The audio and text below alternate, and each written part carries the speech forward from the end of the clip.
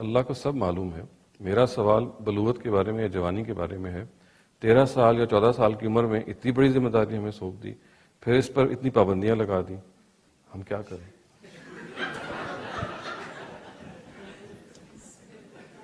یہ کہنے کو بڑی دلچسپ بات ہے، لیکن اگر آپ پلٹ کے پوچھئے کیا پابندیاں لگائی ہیں، تو آپ دیکھیں قرآن مجید نے ایک آیت میں وہ سب کچھ بیان کر دیا ہے جو خدا آپ سے چاہتا ہے.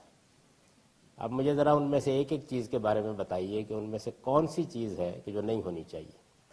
مثلا اللہ تعالیٰ یہ کہتے ہیں کہ ان اللہ یامر بالعدل، خدا تم سے پہلی چیز یہ چاہتا ہے کہ عدل کرو. تو فرمائیے 13 سال کی عمر میں عدل نہیں کرنا چاہیے. دوسری بات کہتا ہے بالعدل والاحسان، ایثار کرو، دوسروں کے اوپر احسان کرو، اپنی طرف سے آگے بڑھ کر کوئی ان کے اوپر عنایت کرو.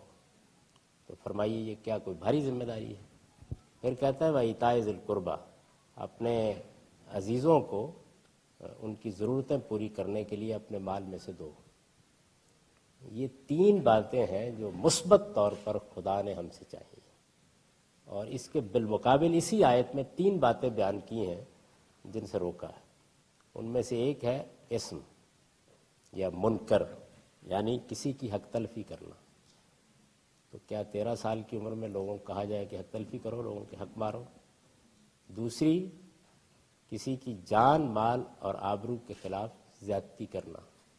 اور تیسرے، بدکاری کرنا.